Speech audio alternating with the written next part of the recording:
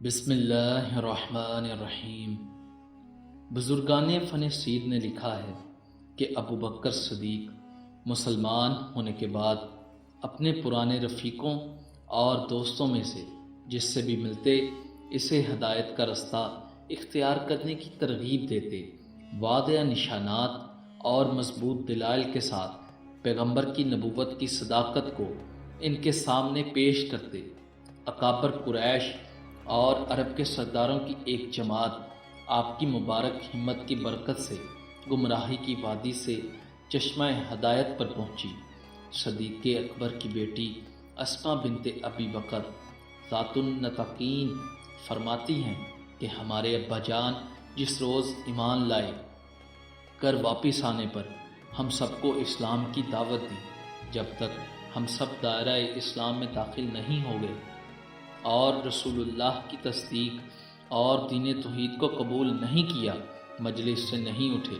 عشرہ مبشرہ میں سے 5 آدمی عثمان بن عفان، زبیر بن عوام، طلحہ بن عبید اللہ، سعد بن ابی وقاص اور عبد الرحمن بن عوف رضی اللہ عنہم اجمعین آپ کی رہنمائی اور ترغیب سے دولت اسلام سے سرفراز ہوئے۔ عثمان بن عفان نے کہا، صدی بنت قزیر بن ربیہ میری خالہ تھی جو کہانت میں مہارت رکھتی تھی۔ میں ایک روز اس کے گھر گیا تو اس نے مجھے کہانوں کے انداز میں کہا، تمہاری 2 عورتیں ہوں گی، دونوں خوبصورت اور حسین، دونوں ایک دوسرے کے لائق۔ نہ تو نے ان سے پہلے عورت دیکھی ہوگی اور نہ انہوں نے خاوند۔ یہ عورتیں ایک بڑے پیغمبر کی بیٹیاں ہوں گی۔ مجھے اس بات سے حیرانی ہوئی اور اسے ناممکن سمجھا۔ دوسری مرتبہ بھی کہانت کے طور پر اس نے مجھے کہا، محمد بن عبداللہ صلی اللہ علیہ وسلم مبعوث ہوں گے، لوگوں کو خدا کے دین کی طرف بلاتے ہیں۔ زیادہ مدت نہیں گزرے گی کہ تمام دنیا میں اس کی ملت کا نور پھیل جائے گا۔ جو شخص اس کی نافرمانی کرے گا اس کا سر قلم کر دیا جائے گا۔ میں نے جب اس سے یہ بات سنی، آپ کی محبت میرے دل میں پیدا ہوئی، میں متفکر ہو گیا۔ میرے اور ابو بکر کے درمیان میں دوستی تھی۔ 2 روز کے بعد ان کے پاس گیا اور اپنی خالہ کی بات ان سے بیان کی۔ ابو بکر نے کہا، اے عثمان، آپ عقل مند ہوشیار آدمی ہیں، ہر کام کے انجام میں صاحب اعتبار ہیں۔